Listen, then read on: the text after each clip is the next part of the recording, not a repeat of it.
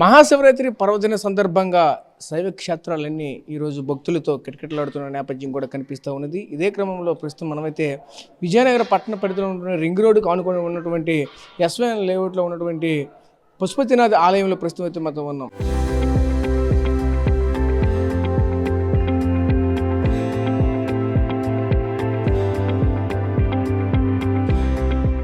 ఇక్కడ చూస్తూ ఉంటే భక్తులు అయితే తండోపతండలుగా వస్తున్న నేపథ్యం కూడా కనిపిస్తూ ఉన్నది. ఇదే క్రమంలో మనతో పాటు మాట్లాడడానికి ఈ ఆలయ యొక్క వైస్ ప్రెసిడెంట్ రామకృష్ణ గారు అయితే మనతో పాటు ఉన్నారు. ఆయనతో మాట్లాడి మరి వాళ్ళు తెలుసుకునే ప్రయత్నం చేద్దాం. సార్ చెప్పండి సార్, చూసుకుంటే ఈరోజు ఏ విధంగా జరగబోతుంది? ప్రత్యేక పూజలు చూస్తే అంగరంగ వైభవంగా జరుగుతూ ఉన్నాయి. ఈరోజు మహాశివరాత్రి సందర్భంగా ఏ విధంగా ముందుకు వెళ్ళబోతున్నారు ఏంటిదంతా?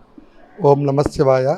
రింగ్ రోడ్లో వేయించేసినటువంటి ద్వాదశ జ్యోతిర్లింగ ఆలయంలో పశుపతినాథేశ్వర ఆలయంలో తెల్లవారుజామునే 3 గంటల నుంచి సుమారు 5:30 గంటల వరకు, అంటే 4:30 గంటల వరకు ఉన్నటువంటి ద్వాదశ జ్యోతిర్లింగాలకి విశేషమైన క్షీరాభిషేకం జరుగుతుంది.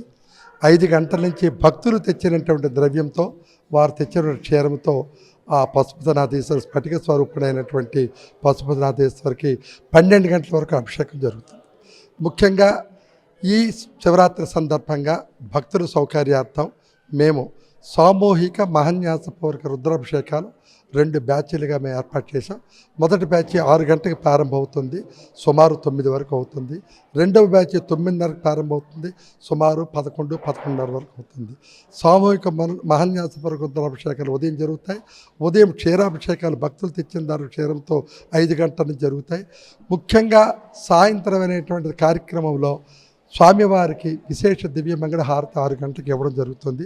హారతి అనంతరము 7 గంటల నుంచి సుమారు 10:30 వరకు రాత్రి కాశీ నుంచి తెచ్చినటువంటి శాలిగ్రాముల ద్వారా సహస్రలింగార్చన అనేటువంటిది చాలా వైభవపేతంగా ఆ కార్యక్రమం జరుగుతుంది. 10:30 నుంచి 11 గంటల వరకు స్వామివారికి లింగోద్భవ టైములో విశేషమైన అలంకరణ చేసి ఒక విశేషమైనటువంటి దర్శనాన్ని అందరికీ భక్తులకు ఇస్తారు. 12 గంటల నుంచి భజన కార్యక్రమం ఉంటుంది. ఈ 6 గంటల నుంచి 7 గంటల మధ్యలో భాగంలో హారతి అయిన వెంటనే ఒక శివశక్తి స్వరూపుడు, ఆ మన నటరాజ స్వరూపుడైనటువంటి స్వామివారికి నృత్య నీరాజనాన్ని కూడా ఒక భరతనాట్య సంస్కృతి కార్యక్రమం ఉంటుంది. వచ్చిన ముఖ్యంగా ఎన్ని ఆలయాలలో ఉన్న ఈ ద్వాదశ జ్యోతిర్లింగాలకి వచ్చి దర్శించుకుంటారు తండోపతండాలుగా. అంటే ఇక్కడ వారు భక్తులు తెచ్చినటువంటి ద్రవ్యంతో, వారు స్వహస్తాలతో వారు ఉపాలయంలోకి వెళ్ళి అభిషేకం చేసుకునే అవకాశం ఇక్కడ ఉన్నది. 1. 2, ఏకకాలములో ఒకే ప్రాంగణంలో ద్వాదశ జ్యోతిర్లింగాలు దర్శించుకునే మహత్భాగ్యం 2. 3వది, భక్తులకి ఏ రకమైనటువంటి ఇబ్బంది లేకుండా ఆలయ కమిటీ తరఫున అన్ని ఏర్పాట్లు చేయడం జరిగింది. సాయంత్రం జరిగేటువంటి ఆ స్ఫటిక స్వరూపుడు, జ్యోతి స్వరూపుడైనటువంటి ఆ పరమేశ్వరుని యొక్క పరిపూర్ణమైన దివ్య మంగళహారతిలో స్వామిని ఆ దీప హారతుల్లో మనం సేవించుకుంటే చాలా శాస్త్ర ప్రకారం చాలా మంచిది అనేటువంటి చెప్పడం వల్ల చాలామంది భక్తులు హారతికి కూడా ఎక్కువ మంది ఉంటారు. ముఖ్యంగా సహస్రలింగార్చన అనేది చాలా అద్భుతమైన కార్యక్రమం. మరి సాయంత్రం ఆ రాత్రి 12 గంటలకి లింగోత్సవ టైంలో భజన, ఈ అనంతరం తెల్లవారు వరకు జగడమాడిన జాగరూకతో జాగరణ చెయ్యాలనేటువంటి ఒక శాస్త్ర ప్రకారం చాలామంది భక్తాగ్రేసి జాగరణ కూడా చేస్తారు. వారికి రాత్రి ఉండినప్పుడు కూడా ఈ జాగరణ అనంతరం వారికి కావాల్సినటువంటి ఈ కాఫీ, టీ అన్నీ అరేంజ్ చేసి ఆలయ కమిటీ తరఫున అందరూ జాగరణలో పాల్గొనేటట్టుగా అన్ని ఏర్పాట్లు చేయడమైంది. ఓం నమ శివాయ. ఈ ఆలయ ప్రధాన అర్చకులు రామస్వామి గారు శర్మ అయితే మనతో పాటు ఉన్నారు. చెప్పండి, ఎలా చూడాలి ఏంటి ఈరోజు మహాశివరాత్రి సందర్భంగా? ఈ మహాశివరాత్రి యొక్క విశిష్టత ఏమిటి? చూస్తుంటే భక్తులు తండోపతండలుగా వస్తున్న నేపథ్యం కూడా కనిపిస్తుంది. అసలు ఇదంతా ఏ విధంగా ఉండబోతుంది? జగత్కి మాతాపితరు అన్ని ఆయనే తండ్రి, ఆయనే తల్లి కూడా. పారమశ జగన్మాత ఆమె తల్లి. ఇటువంటి పరమేశ్వరుడి యొక్క మహోన్నతమైన కాలం ఈ మహాశివరాత్రి. ఇక మహాశివరాత్రి అనేది ఎలా ఏర్పడుతుంది? మాఘమాసంలో వచ్చేటువంటి బహుళ చతుర్దశిలో నిషిద్ధ కాలాన్ని మహాశివరాత్రిగా పేర్కొన్నారు. నిషిద్ధ కాలం, నిషి అంటే రాత్రి. ఈ మాఘమాసంలో వచ్చేటువంటి బహుళ చతుర్దశి అర్ధరాత్రి నాడు ఒక లింగం ఉద్భవించింది. దాన్ని లింగోద్భవ కాలంగా పేర్కొనడం జరిగింది. ఇక లింగోద్భవ కాలం, ఆ లింగం ఎందుకు ఉద్భవించింది, దానికి కారణం ఏమిటి అంటే ఒకానొక సమయంలో బ్రహ్మ విష్ణువులు ఎవరు కూడా వాదంలో పడ్డారు. నేను గొప్పవారిని అంటే నేను గొప్పవారిని అని.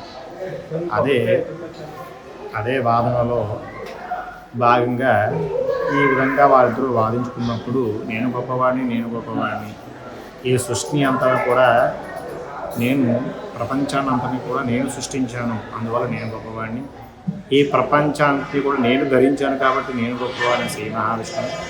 ఈ ఇరువురు కూడా ఆ విధంగా వాదనలో దిగినప్పుడు ఒక బ్రహ్మాండమైనటువంటి జ్యోతిస్వరూపమైన ఒక అగ్నిస్తంభం ఏర్పడింది. దాన్నే లింగంగా పేర్కొనడం జరిగింది. అటువంటి దానికి లింగానికి ఈ బ్రహ్మ విష్ణువు చూడగానే ఆశ్చర్యపోయారు. దానికి ఆది కూడా లేదు, అంతము లేదు, అదేవిధంగా మధ్యకాలం కూడా లేదు. ఏంటి ఇంత మహోన్నతమైనటువంటి జ్యోతిగా వెలుగుతున్నటువంటి లింగం అని చెప్పి పేర్కొనగా ఆ మధ్యలోంచి పరమశివుడు ఉత్పన్నమయ్యాడు. అప్పుడు వీళ్ళిద్దరూ కూడా చూసి చాలా ఆశ్చర్యపోయి మోహితులైపోయి, లేదు మనం చాలా గర్వించబడ్డాము అని చెప్పి వాళ్ళందరూ వాళ్ళు ఆలోచించుకొని చివరికి ఆ పరమేశ్వరుడు ప్రసన్నం వల్ల వాళ్ళు వాదించేటువంటి ఈ వివాదాలన్నీ కూడా తొలగిపోయి చివరికి అదొక లింగంగా ఏర్పడి సమస్త లోకాలను కూడా తేజోవృద్ధిని చేయడం జరిగింది. అందుకే ఈ మహాశివరాత్రి అన్నిటికన్నా ప్రాధాన్యత ఎక్కువ. ఇక లింగస్వరూపం, ఈ లింగస్వరూపం అనేది మనకి జ్ఞానం, అజ్ఞానం అనేటువంటి అంధకారాన్ని తొలగించి జ్ఞానం అనే వెలుగుని నింపడానికి ప్రధానమైన కారణం ఈ లింగం. ఇంకో రకంగా చెప్పుకోగలిగితే మనం లింగంలో ఈ శివలింగానికి మనం చేసేటువంటి పూజా కార్యక్రమంలో వేసే పత్రం కానీ, వేసేటువంటి ద్రవ్యాలు, నీరు, అదేవిధంగా ఫలరసాలు ఏవైనప్పుడు వేసినప్పుడు అవి కిందన జారి యథావిధిగా పడిపోతాయి. చివరికి శివలింగం మీద ఎటువంటి ద్రవ్యం కానీ నిర్మాల్యం కానీ నిలబడదు. అంటే భగవంతుడు ఇందులో ఒక లౌకికంగా చెప్పాడు భావం ఏంటంటే జీవితంలో మన ఏది కూడా శాశ్వతం కాదు. ఇలాంటి శాశ్వతం కాని దాని గురించి మనం ఎక్కువగా ఆలోచించుకొని ఎక్కువ ప్రాధాన్యపడి జీవితాన్ని వృధా చేసుకోకుండా భగవంతుడు జ్ఞానాన్ని నింపేటువంటి, మోక్షాన్ని ఇచ్చేటువంటి భగవంతుడు అన్నవాడు ఉన్నాడు. ఆయన్ని మనం, అది విష్ణువు అయినప్పటికీ, శివుడైనప్పటికీ, బ్రహ్మదేవుడైనప్పటికీ ఎవరైనా ఒక బ్రహ్మస్వరూపం భగవంతుడు. ఆ భగవంతుల యొక్క లీలలో మనం నిరంతరం కూడా సేవిస్తూ చివరికి మోక్షాన్ని పొందాలి అనేటువంటి గొప్ప మహిమ తత్వాన్ని బోధించినటువంటి లింగం. అందుకే ప్రతి ఒక్కరూ కూడా అటువంటి ఆ లింగోద్భవ కాలంలో ప్రతి ఒక్కరూ స్వామివారి యొక్క స్మరణ చేయడం కానీ, శివ పూజలు చేయడం కానీ, రుద్రాభిషేకాలు చేయడం కానీ, సహస్రలింగార్చన చేయడం కానీ, ఇతర పూజా కార్యక్రమాలు, శివుడికి సంబంధించిన ఎటువంటి కార్యక్రమాలు చేసినా మహోన్నతమైన ఫలితాన్ని పొందుతారు అని చెప్పి మనకి శివపురాణంలో, లింగ పురాణంలో కూడా, స్కాంద పురాణంలో కూడా చెప్పడం జరిగింది. అందువల్ల ప్రతి ఒక్కరూ కూడా ఈ మహాశివరాత్రిని చక్కగా భక్తి శ్రద్ధలతో ఆచరిస్తూ, జాగరణ చేస్తూ చివరికి శివుని యొక్క అనుగ్రహాన్ని పొందాలి. కావున భక్తులు ఏమైనా కూడా మీకు దగ్గరలో ఉండేటువంటి శివాలయాల్లో ఈ నిషిద్ధ కాలం అర్ధరాత్రి 12 గంటల లింగోద్భవ కాలం వరకు కూడా అక్కడే ఉండి జాగరణ, భజన కార్యక్రమాలు చేసి తరించవలసిందిగా మేమందరం కూడా కోరుకుంటున్నాం. ఓం నమః శివాయ. సో చూసాం కదా, ముఖ్యంగా చూసుకుంటే ఒకటే చెప్పుకున్న పద్యం కూడా కనిపిస్తున్నది. అంటే ముఖ్యంగా మహాశివరాత్రి యొక్క వైభవం ఏంటి, మహాశివరాత్రి ఎందుకు జరుపుకుంటారు, మహాశివరాత్రి జరుపుకుంటే లింగం ఎలా ఉద్భవించింది, అసలు ఏం జరిగింది అనే ఒక పుట్టు పూర్వత్రాలు కూడా మనతో పాటు చెప్పుకున్న నేపథ్యం కూడా కనిపిస్తుంది. ముఖ్యంగా చూసుకుంటే ఈరోజు శైవ క్షేత్రాలన్నీ కూడా భక్తులతో కిటకిటలాడుతున్న నేపథ్యం అయితే కనిపిస్తుంది. ఎందుకంటే ఈరోజు ఆ పరమేశ్వరుని దర్శించుకుంటే భోగభాగ్యాలతో కలుగుతాయి అనే ఒక ప్రగాఢమైనటువంటి విశ్వాసం అయితే ఉంటుంది. ఇదే క్రమంలో ఉమ్మడి విజయనగరం జిల్లా వ్యాప్తంగా కూడా ఈరోజు ప్రతి ఒక్క శివాలయాల్లో కూడా భక్తులతో కిటకిటలాడుతున్న నేపథ్యం కనిపిస్తుంది. ఈరోజు ఆ శివాలయాల్లో ఉన్నటువంటి ఆ శివలింగాన్ని కూడా ప్రత్యేక పూజలు, ప్రత్యేక అలంకరణలు కూడా చేస్తున్న నేపథ్యం కూడా కనిపిస్తూ ఉన్నది. ప్రస్తుతం ఇది ఈరోజు శివాలయ వద్ద ఉన్నటువంటి తాజా పరిస్థితి. కెమెరా పర్సన్ నాయుడుతో రాజేష్, RTV, విజయనగరం నుంచి. Local to global news at your finger tips. మీ చేతిలో ఒక ఆయుధం. డౌన్లోడ్ రా TV app. Media legend Ravi Prakash is back. The road is vicious.